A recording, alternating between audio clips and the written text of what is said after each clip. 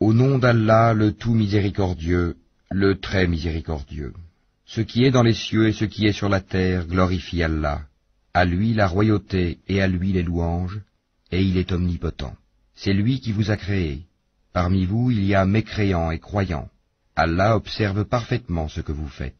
Il a créé les cieux et la terre en toute vérité, et vous a donné votre forme, et quelle belle forme il vous a donnée, et vers lui est le devenir. Il sait ce qui est dans les cieux et la terre, et il sait ce que vous cachez, ainsi que ce que vous divulguez. Et Allah connaît bien le contenu des poitrines. Ne vous est-elle pas parvenue la nouvelle de ceux qui auparavant ont mécru et qui ont goûté la conséquence néfaste de leur acte? Ils auront en outre un châtiment douloureux. Il en est ainsi parce que leurs messagers leur venaient avec des preuves évidentes, et qu'ils ont dit, sont-ce des hommes qui nous guideront? Ils mécrurent alors, et se détournèrent, et Allah se passa d'eux, et Allah se suffit à lui-même, et il est digne de louange. Ceux qui ont mécru prétendent qu'ils ne seront point ressuscités. Dis, mais si, par mon Seigneur, vous serez très certainement ressuscités, puis vous serez certes informés de ce que vous faisiez. Et cela est facile pour Allah. Croyez en Allah donc et en son messager, ainsi qu'en la lumière, le Coran, que nous avons fait descendre. Et Allah est parfaitement connaisseur de ce que vous faites. Le jour où il vous réunira pour le jour du rassemblement, ce sera le jour de la grande perte.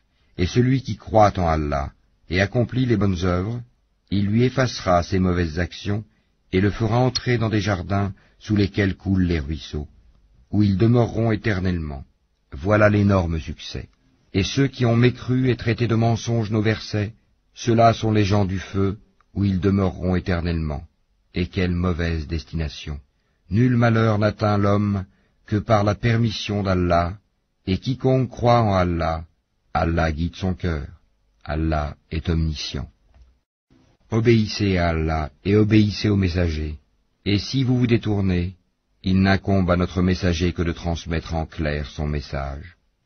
Allah, nulle autre divinité que lui, et c'est à Allah que les croyants doivent s'en remettre.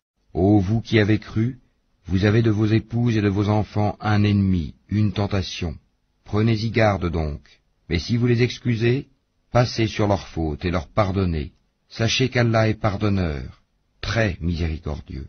Vos biens et vos enfants ne sont qu'une tentation, alors qu'auprès d'Allah est une énorme récompense. Craignez Allah donc autant que vous pouvez, écoutez, obéissez et faites largesse. Ce sera un bien pour vous.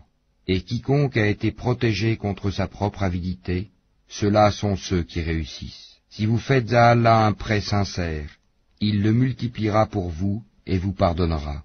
Allah cependant est très reconnaissant et indulgent.